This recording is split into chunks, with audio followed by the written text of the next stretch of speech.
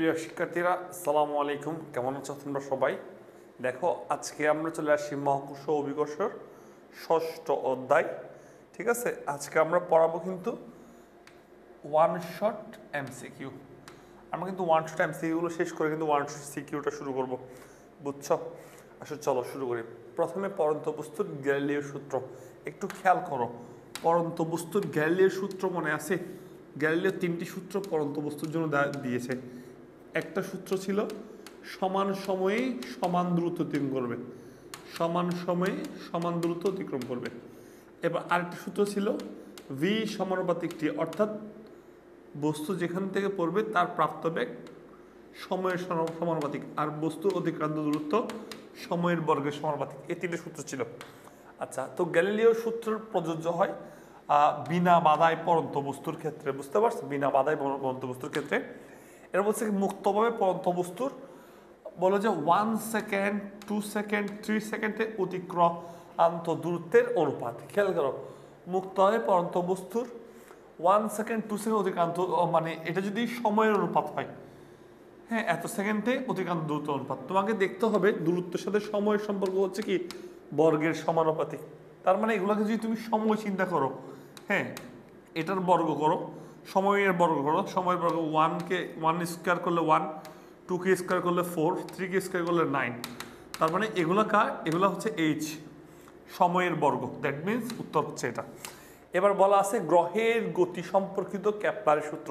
একটা কথা মনে রাখবা, মানে এই কথাগুলো মনে রাখবা, মনোযোগ দাও, আবারও শুনো, তুমি লিখে ফেলার দরকার হলে। 1 নাম্বার, কোপারনিকাস একটি বিজ্ঞানী আছে, হ্যাঁ, কোপারনিকাস দার্শনিক বলতে পারো। সো কোপারনিকাস বললো হচ্ছে একটা মতবাদ দিয়েছে, মতবাদটার নাম হচ্ছে সূর্য কেন্দ্রিক, অর্থাৎ সূর্যকে কেন্দ্র করে সকল গ্রহ উপগ্রহ ঘুরছে। কিন্তু টলেমি একজন দার্শনিক আছে, সে বলল কি পৃথিবীকে কেন্দ্র করে সকল উপগ্রহ ঘুরছে, এবং এই মতবাদকে বলা হয় ভূকেন্দ্রিক মতবাদ। আর টলেমি দিল ভূকেন্দ্রিক, আর কোপারনিকাসকে দিল সূর্যকেন্দ্রিক। ক্লিয়ার? এই এবার একটু খেয়াল করো, সেটা হচ্ছে আরেকজন বিজ্ঞানী আছে টাইকো ব্রাহে, সে মঙ্গল গ্রহের গতিবিদ লক্ষ্য করছেন সর্বপ্রথম। এরপর গ্রহের সকল গ্রহের গতিবিদগুলো লক্ষ্য করে কেপলার তিনটি সূত্র দিছে। কয়টি সূত্র দিছে? তিনটি সূত্র দিছে। হ্যাঁ, তাহলে কেপলার সূত্রগুলো একটু ভালো করে পড়বা। দ্রুত আসো ভাই, একটু দ্রুত বলবো, যেগুলো ছোট ছোট প্রশ্ন সেগুলো এড়াই চলবো, হ্যাঁ, বা দ্রুত বোঝানোর ট্রাই করবো, কঠিনগুলো একটু ভালো করে বোঝানোর ট্রাই করবো। গ্রহগুলোর গতিপথ উপবৃত্তাকার, এই সূত্রটি কোন বিজ্ঞানের? তাহলে কেপলার সূত্র। গ্রহ সংক্রান্ত সকল সূত্র কেপলারের। পৃথিবী সূর্যের চারদিকে উপবৃত্তাকার পথে পরিভ্রমণ করছে, এই সূত্রটি প্রদান করে কেপলার। এবার দেখো কেপলারের তৃতীয় সূত্রটি হলো, দেখো কেপলারের তৃতীয় সূত্রটি পর্যায়কালের বর্গ গড় দূরত্বের ঘূর্ণফলের সমানুপাতিক। তাহলে সূত্র কোনটা? সূত্র এটা, পর্যায়কালের বর্গ গড় দূরত্বের ঘনফলের সমানুপাতিক। টি মানে পর্যায়কাল, আর মানে গড় দূরত্ব। আরেকটি বইয়ে লেখা আছে অর্ধপরাক্ষ, অর্থাৎ আরেকটা বই এরকম আছে টি স্কয়ার সমানুপাতিক এ কিউব। সো এটাও হবে টি স্কয়ার সমানুপাতিক আর কিউব। যে কোনো একটা তুমি যেটা থাকে সেটা তুমি ইউজ করবা। হ্যাঁ, এটা অর্ধপরাক্ষ হিসেবে ইউজ করা হয়, এটা গড় দূরত্ব হিসেবে ইউজ করা হয়। সো এখানেও সূত্র সেম, এখানেও কয়েকটা জিনিস সেম আছে, এগুলো আমরা স্কিপ করে যাচ্ছি। কেপলারের সূত্র অনুসারে, হ্যাঁ, তৃতীয় সূত্র, তাই না? এবার এখানে দেখবা কেপলার তৃতীয় সূত্র, এটা পড়ছো। আচ্ছা, এবার বললো কি গ্রহের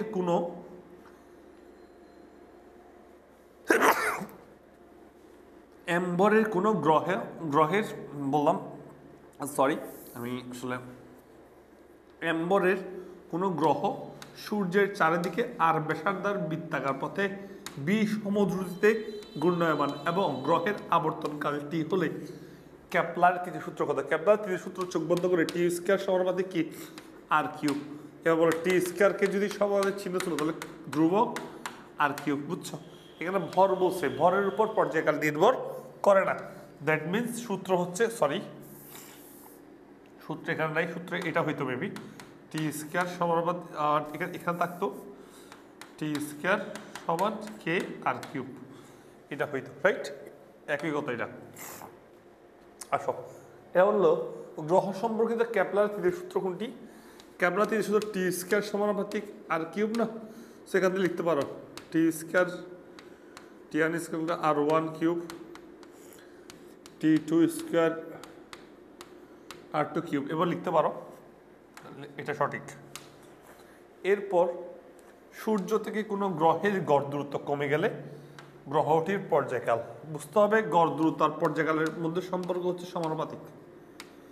টি যদি বাড়ে, আর যদি বাড়ে পর্যায়কাল বাড়বে, আর যদি কমে পর্যায়কাল কমে যাবে। অর্থাৎ তুমি একটা জিনিস খেয়াল করো, এভাবে চিন্তা করো, মনে করো এভাবে চিন্তা করো, এটা মনে করো সূর্য সান, তার চারপাশে দুইটা কক্ষপথ, এখানে আছে পৃথিবী, এখানে আর্থ, আর এখানে আছে মঙ্গল গ্রহ মার্স। ঠিক আছে, বলো কার দূরত্ব বেশি? আর্থের দূরত্ব কম, মার্সের দূরত্ব বেশি।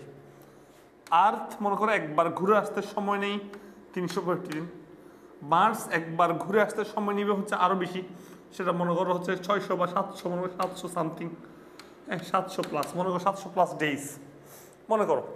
তার মানে কার গড় দূরত্ব বেশি? ওর গড় দূরত্ব কম, মার্সের গড় দূরত্ব বেশি সূর্য থেকে, বুঝে গেছে? তাহলে যার আর বেশি তার টি বেশি, যার আর কম তার টি কম। তার মানে দূরত্ব কমে গেলে পর্যায়কালও কমে যাবে।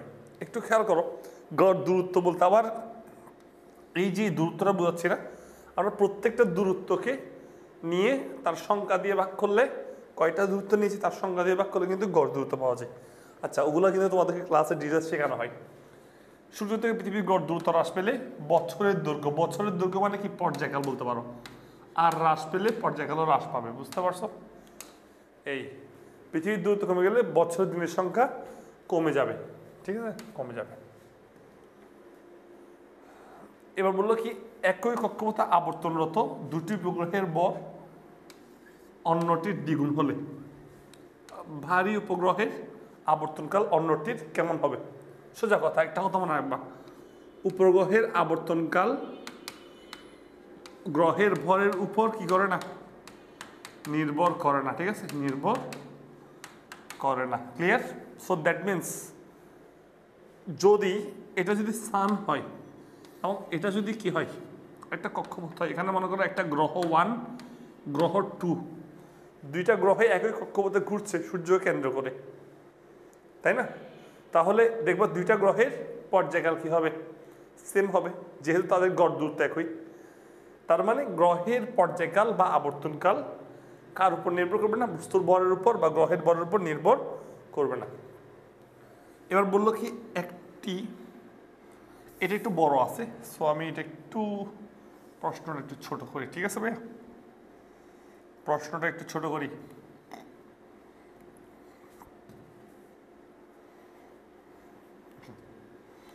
মনোযোগ দাও, আসো। কি বললো, একটি গ্রহ ও বিন্দুর কেন্দ্র করে, একটা ও বিন্দু আঁকো, এই বিন্দুটাকে আমি ও বিন্দু বলি। একটা গ্রহ ও বিন্দুর কেন্দ্র করে এ বি সি বৃত্তাকার পথে ঘুরছে, তাহলে একটা বৃত্তাকার পথ আঁকো, এই আঁকলাম, ঠিক আছে? এই বিন্দু কেন্দ্র করে ঘুরতেছে একটা গ্রহ, ঠিক আছে? এখন বলল যে ত্রিভুজ বি ও সি এর ক্ষেত্রফল ত্রিভুজ এ ও বি এর ক্ষেত্রফল দ্বিগুণ। আচ্ছা, আগে কিছু ক্ষেত্রফল লিখে ফেলো। ধরে না গ্রহটা এখান থেকে এখানে গেল, ঠিক আছে, এটাকে বলো বি বি ও সি, এবং বি ও সি এ ও বি এর দ্বিগুণ। তাহলে এটা যদি বি হয় তাহলে এটা ঠিকানা চিন্তা করো, এটা এ। তার মানে এখানে একটা ত্রিভুজ গঠন করছে, দেখো ভালো করে, এই জায়গায় একটা ত্রিভুজ গঠন করছে, তুমি ভালো করে দেখো, এখানে একটা ত্রিভুজ দেখতে পাচ্ছ, ভালো করে দেখো, ক্লিয়ার? এখানে একটা ত্রিভুজ গঠন করছে, আবার এখানে একটা ত্রিভুজ গঠন করছে, বোঝা গেছে কিনা? তার মানে এই ত্রিভুজটা হচ্ছে বিওসি, আর এই ত্রিভুজটা হচ্ছে কি বলো? এই ত্রিভুজটা হচ্ছে এ ও বি। এবার বললো যে বিওসি এ ও বি এর দ্বিগুণ, তার মানে এটা হচ্ছে বড়, খেয়াল করো, এটা হচ্ছে কি বড় আর এটা হচ্ছে কি ছোট, ভালো করে খেয়াল করো। তার মানে কি বললো? ত্রিভুজ বিওসি 2 ইন্টু ত্রিভুজ এ ও বি। ক্লিয়ার? এখন বললো যে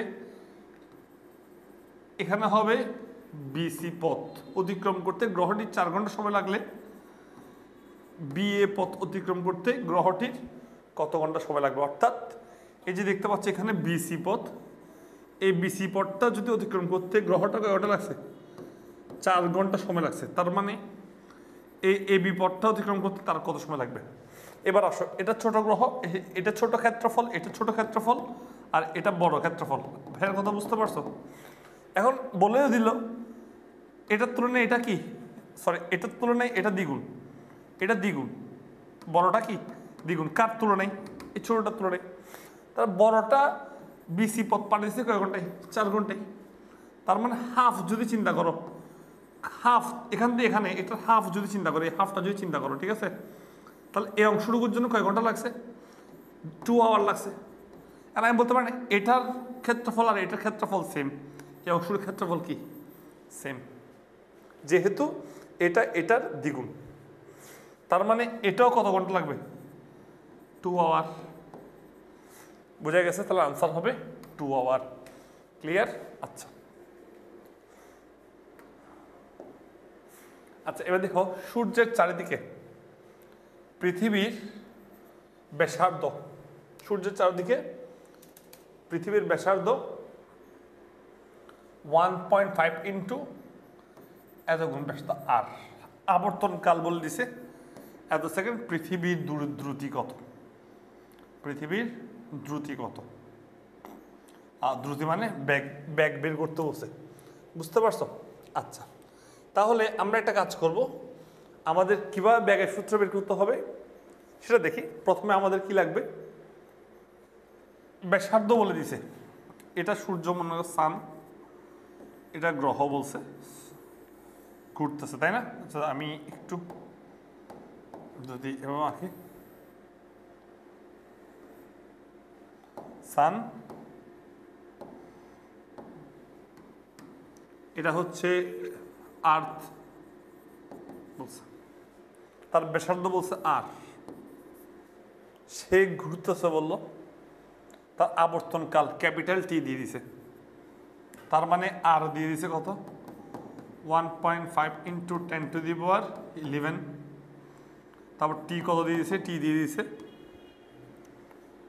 3.14 ইন্টু 10⁻7 সেকেন্ড। এবার বলো এখান থেকে কি বলতে? বি এর আমরা বি ইকুয়াল টু কি? B equal to S by T জানি। তার মানে একটা জিনিস কথা, এখান থেকে সম্পূর্ণ একবার ঘুরে আসলে ওই সময়টাকে আমরা কিন্তু ক্যাপিটাল টি পর্যায়কাল বলি, পর্যায়কাল টি এর জায়গায় টি বলতে পারি। এবার বলে একটা গ্রহ সম্পূর্ণ পথ পাড়ি দিতে তার দূরত্ব কত? এ বরাবর দূরত্ব কত? সেটা 2 পায়ার না, 2 পায়ার, ঠিক আছে? তার মানে আর দেওয়া আছে, টি দেওয়া আছে, পাই 3.1416, ক্যালকুলেশন করো কত বের হবে, এটা তোমরা করে নাও, দেখবা 30 ইন্টু 10⁻3 ms ইনভার্স 1 বের হবে। আনসার হচ্ছে এটা। ক্লিয়ার? এবার বললো পৃথিবী 365 দিনে কয়বার? 365 দিনে এবং বুধ 88 দিনে সূর্যকে একবার প্রদক্ষিণ করে। সূর্য থেকে পৃথিবীর গড় দূরত্ব এত মিটার হলে সূর্য থেকে বুধের গড় দূরত্ব কত? একটু খেয়াল করো, পৃথিবীর পর্যায়কাল T1, বুধের পর্যায়কাল T2, সূর্য থেকে পৃথিবীর গড় দূরত্ব R1 দিছে, তোমাকে এটা বের করতে বলছে R2। তোমরা তো জানো টি আর আর মধ্যে সম্পর্ক কি, T1 square divide by R1 cube, T2 square divide by কি R2 কিউব। ক্যালকুলেশন করো তাহলে কাকে বের করতে বলছে, R2 কিউব কে বের করতে বলছে। R2 কিউব ইকুয়াল টু কি হবে, T1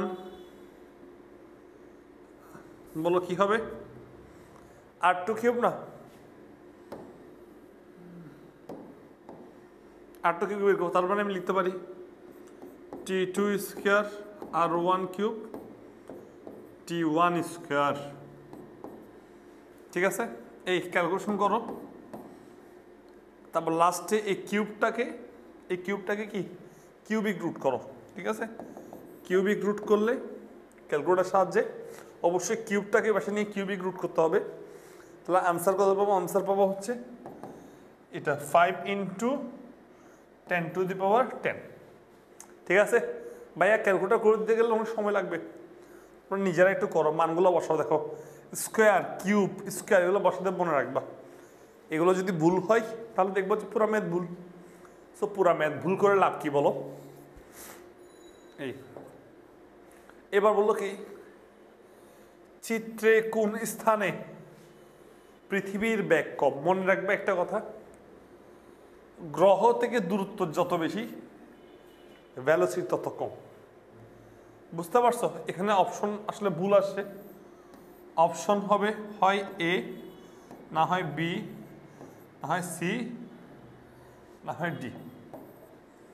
বললো কোন অবস্থানে পৃথিবীর বেগ সবচেয়ে কম। মনে রাখবা সূর্য, এটা যদি কক্ষপথ হয়, সূর্য থেকে গ্রহ যত দূরে হবে তত তার ভ্যালোসিটি কম, আর যত কাছে হবে তত তার ভ্যালোসিটি বেশি হবে। বুঝতে পারছো, তাহলে সঠিক উত্তর কি, দূরত্ব এখানে বেশি এতে, তা এই বিন্দু দূরত্ব বেশি, তাই আনসার হবে কি এই।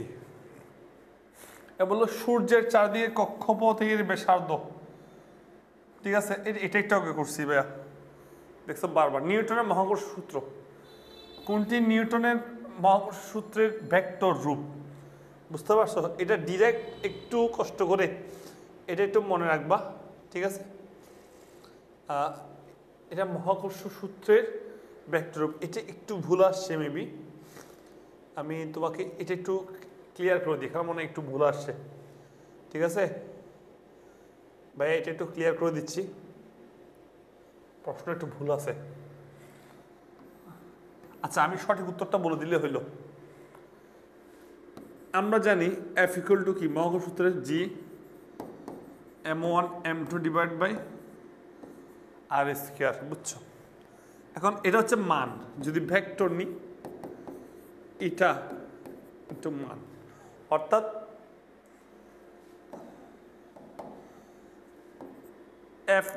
এফ কে যদি মান আকারে লেখা হয় তাহলে এভাবে, আর এফ কে যদি ভেক্টর আকারে লিখতে হয় এইভাবে, অবশ্যই দিক চিহ্ন দিতে হবে। তাহলে বলো ইটাটা হচ্ছে দূরত্ব, আর ভেক্টরের মান ইন্টু এফটা হচ্ছে এটা G m1 m2 divide by R square. ঠিক, এই আর ভেক্টরটাকে বাইয়া চাইলে, এটাকে বাইয়া চাইলে আর লিখতে পারি, এটাকে বাইয়া চাইলে কি লিখতে পারি আর। তাহলে বল, তাহলে আর কয়টা, আর হচ্ছে এখানে একটা, এখানে দুইটা, আর কিউব জি m1 m2, এই আর ভেক্টর না, আর ভেক্টরটা এখানে লিখে দাও। এটা হচ্ছে ভেক্টর রূপ কার, এফ এর। বুঝতে পারছো, ক্লিয়ার। আচ্ছা, এটা যদি বুঝো, এটা যদি ক্লিয়ার হও, এবার আসি হচ্ছে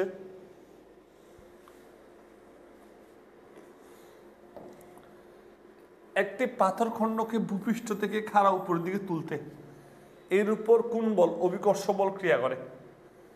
এর উপর কয়টি বল। হ্যাঁ দেখো, এই যে ভালো করে দেখো, একটা বস্তুকে, একটি পাথরকে ভূপৃষ্ঠ থেকে খাড়া উপর দিয়ে তুলছি, খাড়া উপর দিয়ে তুলো, তো উপর তুলতে একটা এফ বল লাগবে। এর উপর কয়টি বল ক্রিয়া করে, উপর তুলতে এফ বল, আর নিচে তার কি অভিকর্ষ বল mg। দুইটি বল ক্রিয়া করে, বুঝতে পারছো? একটা হচ্ছে তোমার বল আর একটা হচ্ছে অভিকর্ষ বল, ঠিক আছে? এবার দুটি বস্তুর মধ্যে, এটা সবচেয়ে বেশি ইম্পর্টেন্ট, এটা অনেকবার আসে। দুটি বস্তুর মধ্যে দূরত্ব 3 গুণ হলে মহাকর্ষীয় বল কী রূপ হবে? মহাকর্ষীয় বলের সম্পর্ক m1 সমানুপাতিক m2, দূরত্ব সম্পর্ক বর্গের ব্যস্ত সমানুপাতিক। ডি অথবা আর ধরতে পারো। দূরত্ব যদি 3 গুণ হয় তাহলে এখানে 3D বসাও, এফ সমানুপাতিক 1/3D করো, মানে 3 গুণ, আগের 3 গুণ করছি, তাহলে কি পাচ্ছ বলো তো? এফ সমানুপাতিক 1/9 1/d²। বুঝতে পারছো? তাহলে এখানে একটু অপশন আসেনি, এখানে এটা হবে 1/9 হবে আর 1/3 হবে। তাহলে কত গুণ? তাহলে 1/9 গুণ। বুঝতে পারছো? ক্লিয়ার? এটা কিন্তু অনেক আসে, কিন্তু অনেকবার, ভালো করে দেখবা। 1 কেজি ভর দেওয়া, ভরের দুটি বস্তুকে পরস্পর 1 মিটার দূরত্বে রাখা আছে, আর বা ডি ধরতে পারো। তাদের পরস্পর যে বল আকর্ষণ করে এফ ইকুয়াল টু দুইটা বড় বস্তু m1 m2 দুজনে 1 কেজি, m1 1 কেজি, m2 কি 1 কেজি। বুঝতে পারছো? এবার দূরত্ব আর কত? 1 মিটার বলতে পারো, আর এর জায়গায় ডিও ধরতে পারো, জি m1 m2 ডিভাইড বাই কি r² বা d² বলতে পারো। জি এর মান কত মনে আছে? 6.673 ইন্টু 10⁻11। এটা যেন মনে থাকে। বুঝতে পারছো? দেখো ভাইয়া কিন্তু খুব ঠান্ডা মস্তিষ্কে পড়াচ্ছি, ঘুম থেকে উঠে আসছি তো, সো মাথা খুব ফ্রেশ হয়ে আছে, একদম ঠান্ডা মস্তিষ্কে। যদি দেখি যেদিন একটু কাজের চাপ বেশি, সেদিন দেখতাম মানে তাড়াহুড়া করতাম। দুটি বস্তুর মধ্যকার দূরত্ব অর্ধেক করা হলে মহাকর্ষ বলের মান কি বলছে? ভালো করে খেয়াল করো, দুইটা বস্তুর দূরত্ব কি করলো? অর্ধেক করলো, তার মানে d/2 করা হয়েছে। তার মানে আমরা জানি কি বলের সাথে দূরত্ব সম্পর্ক 1/d²। এই ডি এর ভ্যালুটাকে অর্ধেক করো, তাহলে কি পাচ্ছ? এফ সমানুপাতিক দেখবা 4 ইন্টু 1/d² পাবা। কয় গুণ? 4 গুণ। তুমি ক্যালকুলেশন করে আসো, দেখবো হচ্ছে এটা পাবা, রাইট? এই অংশটুকু পাবা। তাহলে কয় গুণ বলো?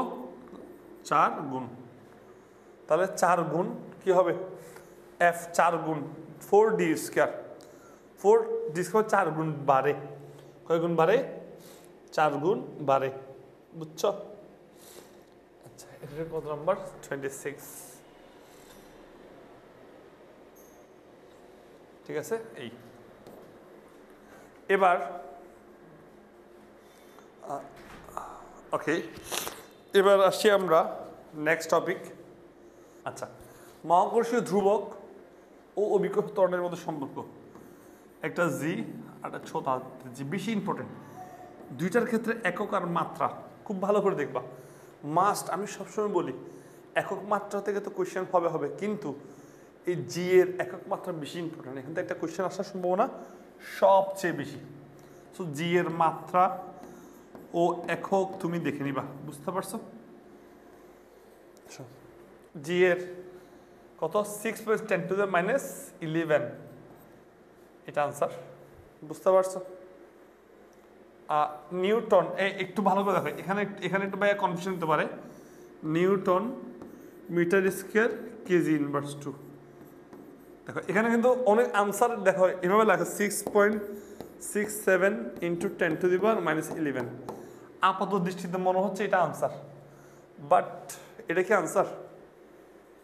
না, এটা কিন্তু আনসার না। আনসার মেবি হচ্ছে এটা, কারণ এই জিনিসটাকে ভাই লিখতে পারি 0.667 ইন্টু 10⁻10, এভাবে করে লিখতে পারি, -10 আর কি, তাই না?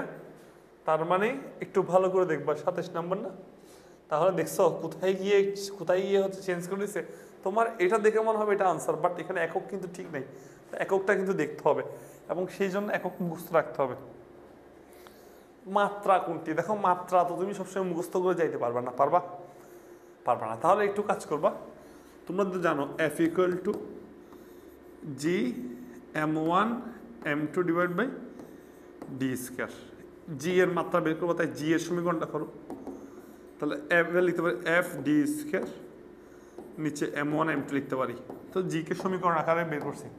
এবার এখান থেকে দেখে দেখে বলো, এফ কে ভাঙো, এফ কে ভাঙলে কি পাও? M A D square m1 m2। দেখি এখান থেকে তোমরা লিখো, এখান থেকে লিখো, এখান থেকে সূত্র লিখো। দেখি এম, দেখো ভরের মাত্রা কত? ভরের মাত্রা মনে রাখবা ক্যাপিটাল এম। ত্বরণের মাত্রা কত? এল টি ইনভার্স টু। দূরত্বের মাত্রা কত? এল, যেহেতু স্কোয়ার আছে স্কোয়ার। ভরের মাত্রা এম, এম কাটো। তাহলে কি পাচ্ছ? এমটা উপরে আসলে কি হবে বলো তো? এম ইনভার্স এল আছে, এল কিউব হবে এল স্কোয়ার টি ইনভার্স টু। বুঝছো? তাহলে কি পাচ্ছ? তাহলে এটা পাচ্ছ, তাই না? এই সো এটা একটু খেয়াল করবা, এক্ষেত্রে তোমাদের সতর্কতা খুবই জরুরি। বুঝা গেছে? আচ্ছা আসো আমরা এবার দেখি মহাকর্ষ ধ্রুবকের মাত্রা। আচ্ছা এটাও সেম, মহাকর্ষ ধ্রুবক মাত্রা এটাও সেম, দেখছো অনেকবার আসছে। হ্যাঁ, পৃথিবীর ভর এম এবং ব্যাসার্ধ আর, এটা আসেনি।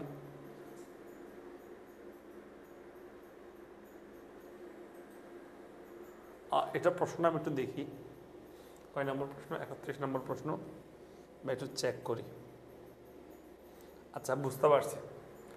দেখো আমরা তো জি এফ ইকুয়াল টু কি শিখছি? F equal to G m1 m2 divide by R square শিখছি, তাই না? আর একটা সূত্র আছে G equal to G M by R square, তোমরা তো জানো। এটা পৃথিবীর ভর, পৃথিবীর ব্যাসার্ধ। বললো যে পৃথিবীর ভর এম, পৃথিবীর ব্যাসার্ধ আর, এই দুজন অনুপাত। তার মানে একটা কাজ করো, এম আর অনুপাত না? তাহলে এখান থেকে একটা কাজ করা যায়, জি কে নিচে নিয়ে আসো। বুঝতে পারছো?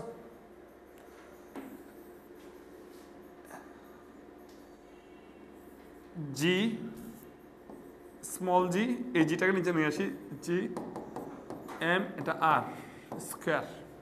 আসলে এটা আর না বলে আর স্কোয়ারের অনুপাত বলতো, হ্যাঁ তাহলে আর ভালো হইতো। আর হলে পৃথিবী পৃষ্ঠে এর অনুপাত কত? সো তুমি এটা বলতে পারো এম অনুপাত আর স্কোয়ার ইকুয়াল টু জি অনুপাত জি। সো এখানে কোনো একটা অপশন এটাই থাকতো। ক্লিয়ার? বুঝছো? এ বললো কোনো একটি কাল্পনিক গ্রহের ব্যাসার্ধ ঠিক রেখে যদি এর ভর বৃদ্ধি পেতে থাকে, তবে ওই গ্রহের পৃষ্ঠের অভিকর্ষ ত্বরণ ও ভরের সম্পর্ক নিচের কোনটি হইতো? তাই না? তাহলে বলো তো অভিকর্ষ ত্বরণ এবং ভরের মধ্যে সম্পর্ক কি? G equal to G M by R square. তো তাহলে কাল্পনিক গ্রহর যদি ভর বাড়তো, মানে জি এর সাথে এম এর সম্পর্ক হচ্ছে কি? সমানুপাতিক। আর সমানুপাতিক হলে মনে আছে বলো, জি ইকুয়াল টু মনে করি একটা ধ্রুবক আসবে কে এম। তাহলে একটা গ্রাফ দেখি, এখানে জি, এখানে এম, এম এর মান চেঞ্জ করবো কিন্তু। তাহলে বলো তবে একে এম কে কোন এক্সিসে রাখছি? এম কে এক্স এক্সিসে রাখছি। জি কোন এক্সিসে? ওয়াই এক্সিসে। এটা কনস্ট্যান্ট এম। তাহলে ওয়াই ইকুয়াল টু কি? M X. Y equal to M X এর গ্রাফ কি? মূলবিন্দুগামী সরলরেখা। সো এই জিনিসটা কিন্তু ভাইয়া এর আগেও দেখাইছি, ঠিক আছে? আমার ক্লাসগুলোতে আছে। আসো, একটি বস্তুর ভর 12 মিলিগ্রাম, 12 মিলিগ্রাম মানে 12 ইন্টু 10⁻³ গ্রাম, ঠিক আছে? গ্রাম। এখান থেকে তুমি কিসে নিতে হবে? আবার কেজিতে নিয়ে যেতে হবে। So milligram. পৃথিবীর কেন্দ্রের দিকে বস্তুটি কত হলে, পৃথিবীর কেন্দ্রের দিকে বস্তুটি কত বলে আকর্ষিত হবে, মানে এফ বের করতে বলছে, তাই না? এফ এফ ইকুয়াল টু কি mg, তাহলে ভর লাগবে, ভর এটা লাগবে। গ্রামকে কেজিতে নিলে কি করতে হবে, 12 × 10⁻³ মিলিগ্রাম থেকে গ্রামে নিলাম, গ্রাম থেকে কেজিতে আরও 10⁻³ করতে হবে, তার মানে 12 × 10⁻6 × 9.8 করো কত আসে। ঠিক আছে, দেখো ভাইয়া করি একটু দেখি। 12 × 10⁻6 × 9.8 1.18 এটা আসতেছে 1.18 × 10⁻⁴ নিউটন। বুঝছো? তাহলে কি করলাম, এই যে এখানে মিলিগ্রাম আছে, মিলিগ্রামকে গ্রামে নিলাম, গ্রামকে কেজিতে নিলাম। মিলিগ্রাম থেকে গ্রামে নেওয়ার সিস্টেম হচ্ছে 10⁻³ আর 10⁻³ এটাকে আবার কিসে, গ্রামকে কেজিতে নিতে হলে আবার 10⁻³ দিয়ে গুণ করতে হবে, তাহলে কেজিতে চলে যাবে। বুঝতে পারছো? তাহলে F = mg বসাও, ভর বসাইলা, অভিকর্ষ ত্বরণ বসাইলা, হয়ে গেল। এবার বললো একটি গ্রহের ভর ও ব্যাসার্ধে যথাক্রমে পৃথিবীর ভর ও ব্যাসার্ধের অর্ধেক হলে ওই গ্রহের পৃষ্ঠে জি এর মান, পৃথিবীর জি এর মান কি হবে? আচ্ছা, বললো একটি গ্রহ মনে করো, সেটা হচ্ছে ভর m, তার ব্যাসার্ধ r। ঠিক আছে, আচ্ছা এটা পৃথিবীর ভর চিন্তা করো, m ব্যাসার্ধ r। এখন ওই গ্রহের ভর পৃথিবীর ভরের অর্ধেক, ব্যাসার্ধ পৃথিবীর ব্যাসার্ধের অর্ধেক, ভর ও পৃথিবীর অর্ধেক, ব্যাসার্ধ পৃথিবীর ব্যাসার্ধের অর্ধেক ব্যাসার্ধ। এখন জি কেমন হবে, পৃথিবীর পৃষ্ঠের জি এর কেমন হবে? তাহলে আমি বলতে পারি জি প্রাইম ইকুয়াল টু কি বলতে পারি, G M prime divide by R prime square.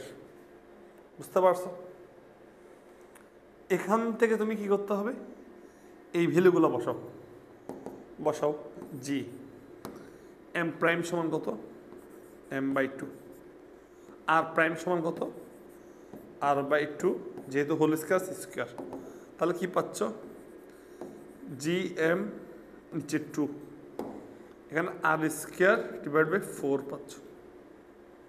ঠিক আছে, তাহলে কি হচ্ছে, 4 পড়ে যাবে, 4 gm 2 r², 2 কাট আউট, 2 পাবা, তার মানে 2 × gm/r²। এই gm/r² মানে কি, 2 × g। এটা হচ্ছে পৃথিবীরটা, এবং এটা হচ্ছে ওই পরিবর্তিত গ্রহের জি প্রাইম। তার মানে কয় গুণ হচ্ছে, দ্বিগুণ হচ্ছে। তার মানে কি পাচ্ছ, জি প্রাইম ইকুয়াল টু 2 × g পাচ্ছ। তাহলে এটা পৃথিবীর এবং এটা পরিবর্তিত গ্রহের। বুঝতে পারছো? তাহলে কত হয়, দ্বিগুণ হয়। ক্লিয়ার? আচ্ছা, আমরা দেখলাম 35 নাম্বারটা।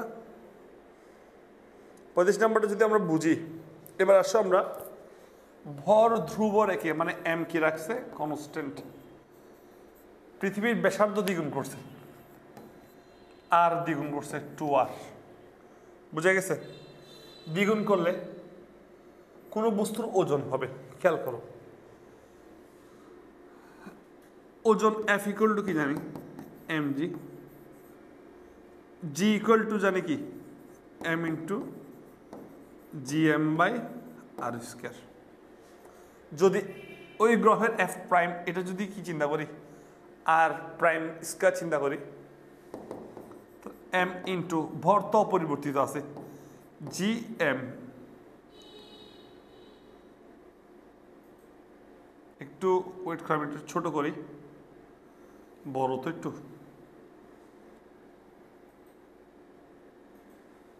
আমি আবার একটু দেখাই, এটা লক করে দিই, বুঝো ভালো করে ভাই, আবারও বুঝাই বলি, ঠিক আছে?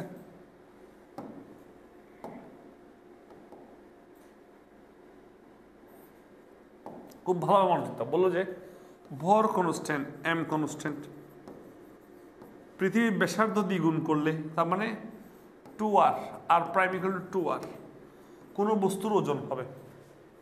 তাহলে বস্তুর ওজন এফ ইকুয়াল টু কত? mg, জি ইকুয়াল টু কি? gm বাই, যেহেতু কোনো বস্তুর এটা G prime F prime G prime ধরি, G prime equal to R prime square, যেহেতু আরকে আমরা পরিবর্তন করছি, তাহলে M into GM, R prime equal to কত? 2r whole square. করো, কত আসে বলো? এম ইন্টু, হ্যাঁ এটা কি হবে বলো তো? G M 4r square. তার মানে কি পাচ্ছে এখান থেকে? আসো, কি হয়? 4 ইন্টু এম ইন্টু জিএম আর স্কোয়ার, একটু সাদায় লিখছি, ঠিক? 4টাকে, সরি এটা 4 না, এটা 1/4, এটা 1/4 হবে, এটা হচ্ছে 1/4। এবার বলো 1/4 ইন্টু এমকে এম রেখে দাও, এটাকে জি করে দাও, এবার এ এম জি কি লিখতে পারি? এফ। তার মানে কি বলতে পারি? বস্তুর ওজন কত হবে? 1/4 হবে। কত হবে? 1/4 হবে। আশা করি এটা ক্লিয়ার হয়েছে। দেখি আমাদের ভিডিও কয় মিনিট হয়েছে? অলরেডি 36 মিনিট হয়েছে। 36 মিনিটে 36টা শেষ করছি, এটা খুবই লজ্জাজনক। তার আরেকটি সিট বাড়াতে হবে। পৃথিবীর আকার হঠাৎ ছোট হয়ে গেলে, ব্যাসার্ধ অর্ধেক হয়ে গেলে অভিকর্ষ ত্বরণের মান পরিবর্তন হবে। পরিবর্তিত মান পূর্বের মানের কত গুণ? ব্যাসার্ধ ছোট হয়ে এর ব্যাসার্ধ পূর্ব অর্ধেক হয়ে গেল, তাহলে আগে ব্যাসার্ধ ছিল আর, এখন হয়ে যাবে r/2 পরিবর্তিত। তাহলে অভিকর্ষ ত্বরণের মান কত হবে? এখন এখানে একটা জিনিস খেয়াল করো, এখানে ভরের সাথে কোনো তুলনা করে নেই। জি এর সাথে আর এর সম্পর্ক কি বলো? বর্গের ব্যস্তানুপাতিক। তাহলে জি সমানুপাতিক 1 আর, এটা আর প্রাইম ধরে, জি প্রাইম যেহেতু, বুঝতে পারছো? জি প্রাইম যেহেতু ধরতে পারি, তাহলে কত হবে? আর প্রাইম করলে বসো r/2 হোল স্কোয়ার। তাহলে কি পাই একটু দেখো তো? জি প্রাইম সমানুপাতিক 2 স্কোয়ার করে 4 পাবা, 4 ইন্টু 1/r স্কোয়ার পাবা। বুঝছো? তার মানে এখান থেকে এটা সমান আমি জি চিন্তা করতে পারি। ক্লিয়ার? তার মানে কত গুণ হচ্ছে? 4 গুণ হচ্ছে। কয় গুণ? 4 গুণ। 37 নাম্বারটার মধ্যে কয় গুণ? 4 গুণ। দেখতে পারো, ঠিক আছে? আচ্ছা, এবার বলো আছে, আচ্ছা এটা করাইছি ভাই, ঠিক আছে? এই সেম টু সেম করার দরকার নেই। বললো যে বস্তুর ওজন 20 নিউটন হলে এফ চাঁদে কত? মনে রাখবা, খেয়াল করো, বস্তুর ওজন 20 নিউটন হলে চাঁদে কত? এটা ওজন হবে না, এটা হবে যে ভর। পৃথিবীতে এটা ভর হবে, ঠিক আছে? এটা ভর হবে। সরি, এটা মানে ওজনই দেওয়া আছে। আচ্ছা, বস্তুর ওজন পৃথিবীতে কত? F equal to 20 Newton. হ্যাঁ, এফ মানে কি? এফ মানে, আচ্ছা এখানে চাঁদে কত? চাঁদে ভর কত হবে? ভর মনে রাখবা, পৃথিবীতে ভর যা, চাঁদে বস্তুর ভর কি তা। ওজন ভিন্ন হইতে পারে, কিন্তু তোমার কাছে চাইছে কি চাঁদে ভর কত। তাহলে আমরা পৃথিবীতে ওজন কত? F equal to 20 newton. তাহলে এখান থেকে তুমি ভর বের করো। আমরা জানি F equal to M G equal to 20। তাহলে এখান থেকে জিটা, জি জানো, পৃথিবী জি 9.8, তাহলে এম বের করো, তাহলে 20 divide by G, that means 20 divide by 9.8 করো, কত আসে? 20 9.8 কত আসে? 2 পয়েন্ট সামথিং। সো এটা মুখোমুখি হিসাব করে ফেলা যায়। সো তারপরও হচ্ছে কি করলাম, 2 পয়েন্ট রাখি, বরাবর 2 চিন্তা করতে পারি, ঠিক আছে? 2 কেজি। তাহলে ভর তাহলে পরিবর্তন হবে না, তাহলে চাঁদও দেখো খেয়াল করো, তাহলে এখানে ভর কি থাকবে, ভর সেম থাকবে। ঠিক আছে, এখানে অপশনে একটু ভুল আছে, অপশনে একটু ভুল আছে, রাইট? আচ্ছা, তাহলে এখানে কত কেজি হবে, চাঁদও ভর 2 কেজি হবে। ঠিক আছে, আসো, পৃথিবীর পৃষ্ঠ হতে এই উচ্চতায় অভিকর্ষ ত্বরণ g/4 হলে কোনো বস্তু সেখানে তার ওজন হারাবে। তার পৃথিবীর পৃষ্ঠ হতে এই উচ্চতায় অভিকর্ষ ত্বরণ, তাহলে এবার উচ্চতার প্রশ্ন চলে আসে। উচ্চতার প্রশ্ন আসলে অবশ্যই তোমাকে সেখানে উচ্চতার সূত্রগুলো মনে রাখতে হবে। ঠিক আছে, আচ্ছা, বা হচ্ছে ওজন, ওজন সম্পর্কে তো জানো, তাহলে বলো তো আমরা ওজন সম্পর্কে কি জানি, F = mg, g = আবার gm/r²। এখন তোমাকে এখানে কি বললো, খেয়াল করো, বললো যে হচ্ছে কি অভিকর্ষ ত্বরণ g/4 হলে সেখানে তার কতটুকু ওজন হারাবে। আসো, তাহলে আমরা g = কি জানি, gm/r²। ঠিক আছে, এবার বললাম যে g/4 হলে সেখানে তার ওজন কতটুকু হবে, তাহলে দেখি তো g/4 = আমি বলতে পারি কি gm/r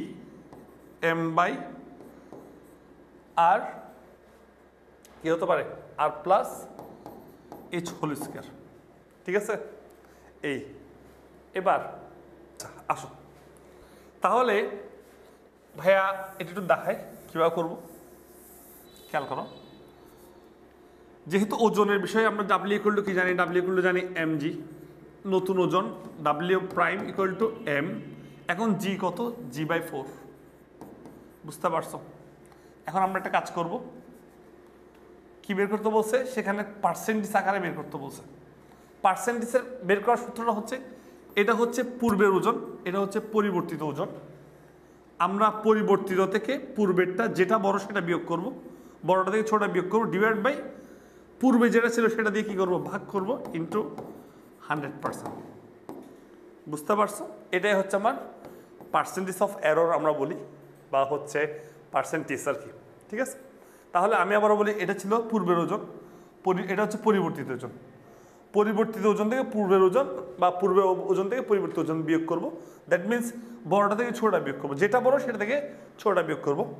এবার করলে W আছে ইন্টু 100%, এটা দিয়ে তুমি খুব দ্রুত করে ফেলতে পারবা, আদিটা দিয়ে কিন্তু ভাগ দিছি। ক্লিয়ার? এই আচ্ছা, এবার বললো কি, চাঁদের অভিকর্ষ ত্বরণ পৃথিবীর 1/6 গুণ। চাঁদের পৃথিবীর পৃষ্ঠে কোনো বস্তুর ভর 60 কেজি হলে চাঁদে বস্তুর ভর কত হবে? একটু খেয়াল করো, দেখো প্রশ্নটা অনেক জটিল দেখতে, কিন্তু এটা খুবই সহজ। পৃথিবীর পৃষ্ঠে কোনো বস্তুর ভর 60 কেজি হলে চাঁদে কোনো বস্তুর ভর কত হবে? এখন মনে রাখবা, ভর কিন্তু পরিবর্তন হয়, স্থানভেদে ভরের কোনো পরিবর্তন হয় না, তাই তো? তার মানে কত হবে আনসার? 60 কেজি হবে। বুঝছো? তো তোমার প্রশ্নটা দেখে অনেক জটিল মনে হতে পারে, তুমি ক্যালকুলেটর নিয়ে বসবা, কিন্তু দেখবা যে হচ্ছে আনসার মিলে নাই। এই এটাও মেবি হচ্ছে, বললো কি পৃথিবী পৃষ্ঠে কোনো বস্তুর ভর এত হলে, সেম, এটা সেম প্রশ্ন। এবার বললো পৃথিবীর ব্যাসার্ধ r, পৃথিবীতে অভিকর্ষ ত্বরণ g, পৃথিবী পৃষ্ঠ হতে h উচ্চতায় অভিকর্ষ ত্বরণের মান কত? তাহলে h উচ্চতায় অভিকর্ষ ত্বরণের মান সূত্র অনেকগুলো, gh = gm/r+h² বলতে পারো, আরটা আছে gh = r² ইন্টু জি বলতে পারো। সো এখানে অনেকগুলো সূত্র আছে, তুমি কোন সূত্রটা এখানে দেওয়া আছে সেটা একটু দেখবা। ঠিক আছে, এখানে একটু ব্র্যাকেট হবে মেবি, এখানটা ব্র্যাকেট হবে হয়তো। সো এই সূত্রটা একটু দেখা আছে। ঠিক আছে, এটা পৃথিবীর অভিকর্ষ ত্বরণ জি, আর এই অংশটুকু হচ্ছে কিন্তু এই অংশটুকুটা। ক্লিয়ার? এই হয়েছে 43। এবার বললো আর পৃথিবীর ব্যাসার্ধ হলে ভূপৃষ্ঠ হতে কত উচ্চতায়? ভূপৃষ্ঠের কত উচ্চতায় এর মান, আর পৃথিবীর ব্যাসার্ধ হলে ভূপৃষ্ঠ থেকে কত উচ্চতায় এর মান। এর না তো, এখানে প্রশ্নের মধ্যে জি আসবে মেবি। একটু প্রশ্ন আমি ঠিক করি, টাইপিং মিস্টেক কয়েকটা প্রশ্ন ভুল থাকতেই পারে।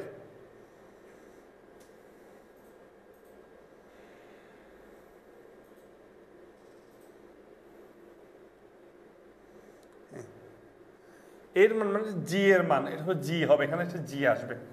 জি এর মান ভূপৃষ্ঠ থেকে জি এর মানে অর্ধেক হবে, বুঝতে পারছো? এখানে জি এর মান, ঠিক আছে। এই তাহলে এটা খেয়াল করো, ভূপৃষ্ঠ থেকে কত উচ্চতায় জি এর মানে অর্ধেক হবে, মানে দ্যাট মিনস জি বাই 2 হবে। তোমাকে কি বের করতে বলছে? এইচ বের করতে বলছে। ক্লিয়ার? সো এইচ যেহেতু উচ্চতা সূত্র, তাহলে উচ্চতা সূত্রের ক্ষেত্রে কত উচ্চতা? হ্যাঁ, উচ্চতা সূত্রের ক্ষেত্রে তোমার কোন সূত্রে অ্যাপ্লাই করতে হবে? দেখো, G H equal to R square divide by R plus H whole square into G. তুমি এই সূত্রটা অ্যাপ্লাই করতে পারো। এবং দেখো, তুমি এই সূত্রটা অ্যাপ্লাই করলে এখান থেকে তুমি আর জানো, এ আর জানো, ঠিক আছে। এই জি এইচ সমান কিন্তু জি বাই 2, যেহেতু উচ্চতায় দেওয়া আছে, ঠিক আছে। এটা সমান হবে কি জি বাই 2, ঠিক আছে। এই জিটা কিন্তু আবার এই জি সেম পৃথিবীর, এটা পৃথিবীর ভূপৃষ্ঠের, তাহলে এই জি কাটাবা, ক্যালকুলেশন করবে, এখান থেকে এইচটা বের করবা, কত আসবে সেটা তুমি ক্যালকুলেশন করবা। দেখবা হচ্ছে এখান থেকে ক্যালকুলেশন করে 0.414 আর আসবে। সো এই ক্যালকুলেশনগুলো আমি করে দিতে পারতাম, বাট তোমরা ক্যালকুলেশনটা শিখো, ঠিক আছে। হাতে করার ট্রাই করো। এই আচ্ছা, এবার করে আর কি আছে, পরবর্তী প্রশ্নটা বললো কি, ভূপৃষ্ঠ থেকে কত গভীরতায় অভিকর্ষ ত্বরণের মান ভূপৃষ্ঠের অভিকর্ষ ত্বরণের 1/3 হবে। দেখো, কত গভীরতায় ডি এর মান কত হলে ভূপৃষ্ঠের অভিকর্ষ ত্বরণ ভূপৃষ্ঠের মানের 1/3, অর্থাৎ জি এর জি বাই 3 হবে, বা জি বাই 3 হবে। জি মানে হচ্ছে ভূপৃষ্ঠের অভিকর্ষ ত্বরণ, ঠিক আছে। সূত্র কি জানো? জি ডি ইকুয়াল টু, গভীরতা সূত্র কি? ডি বাই আর ইন্টু জি, ঠিক আছে। সো এখান থেকে জি ডি বসাও, এটা বসো, এটা বসো, G by 3 1 minus D by R into G, G G কাটো, আর আর যেহেতু দেওয়া আছে এখান থেকে ডিটাকে বের করো, আর এর মানটাকে আর এর মতো রেখে দাও। এখানে ক্যালকুলেশন লসাগু গসাগু করে আর এর মানটা বের করো, কত আসবে একটু ভাইয়া দেখি। আনসার হবে 2/3 আর। ক্যালকুলেশন করো তোমরা, এখান থেকে তোমরা ডিটাকে বের করো, আর ডি ইকুয়াল টু 2/3 আর পাবা, বুঝতে পারছো? এই ঠিক এভাবে ম্যাথ করতে করতে অসংখ্য টায়ার্ড, ঠিক আছে। 1 মিনিট একটু বিরতি নিই। আচ্ছা, একটু পানি খেয়ে নিলাম। আসো, পরবর্তী টপিক বললো কি, ভূপৃষ্ঠ হতে যে গভীরতায় ও উচ্চতায় অভিকর্ষ ত্বরণের মান সমান হবে, সেই গভীরতা ও উচ্চতার অনুপাত কত হবে? তার মানে একটু খেয়াল করো, এটা যদি তোমরা বেসিক পড়লে তোমাদের জন্য এটা খুব ইজি হইতো, বুঝতে পারছো? ধরো এটা হচ্ছে পৃথিবী, রাইট? এটা পৃথিবীর কেন্দ্র। বললো যে এখানে একটা স্থানে অভিকর্ষ ত্বরণের মান জিডি, এখানে একটা স্থানে অভিকর্ষ ত্বরণের মান জিএইচ। এমন একটা বললো যে তাহলে এটার উচ্চতা একরকম হবে, এটার গভীরতা একরকম হবে, বুঝে গেছে? তো বললে এইচ আর ডি এর অনুপাত কেমন হলে জিএইচ আর জিডি সমান হবে, অর্থাৎ অভিকর্ষ ত্বরণ এই দুজনের মান কি হবে? সমান হবে। তো কোনো সমস্যা নেই, তুমি জিএইচ সমান কত জানো? জিএইচ সমান কি জানো? R square R plus H whole square into কি জি, আর জিডি সমান জানো 1 minus D by R into G, বুঝতে পারছো? এখানে জি জি কাটাও, ক্যালকুলেশন করো, ঠিক আছে। এখান থেকে ক্যালকুলেশন করে তুমি ডি অনুপাত আর অথবা আর অনুপাত ডি বের করো, ডি অনুপাত আর বের করো, দেখবা ডি অনুপাত আর বের করো, ক্যালকুলেশন করো, তাহলে তুমি পাবা কি বলি, তুমি পাবা যে হচ্ছে একটা ভ্যালু পাবা। হ্যাঁ, সো একটু বলে রাখি, যদি তোমার মনে হয় যে এটা দিয়ে আসতেছে না, ঠিক আছে, এটা দিয়ে আসতে, তখন তুমি কি করবা, একটা কাজ করবা। আমরা জিএইচ এর আরো একটা সূত্র জানি, হচ্ছে 1 - 2h/r ইন্টু জি। বুঝতে পারছো? এই সূত্রটা কিন্তু আবার এইচ এর মান পৃথিবীর ব্যাসার্ধ থেকে অনেক বেশি বড় হতে হয়, তখন আমি এটা অ্যাপ্লাই করি, তখন এটা অ্যাপ্লাই করা যায়। তুমি এটা অ্যাপ্লাই করে করতে পারবা। সোজা কথা, তোমাকে সরি ডি অনুপাত আর না, ডি অনুপাত এইচ বের করতে হবে। এখানে ডি আছে, এখানে এইচ আছে, বের করো, দেখবা 2:1 আসবে। বুঝতে পারছো? শেষ। তাহলে এতটুকুতে আমাদের একটা পার্ট মোটামুটি শেষ হয়েছে। আমরা আরেকটা পার্টে এসে উপগ্রহ কক্ষপথের ম্যাথগুলো করাবো, ঠিক আছে? ওকে।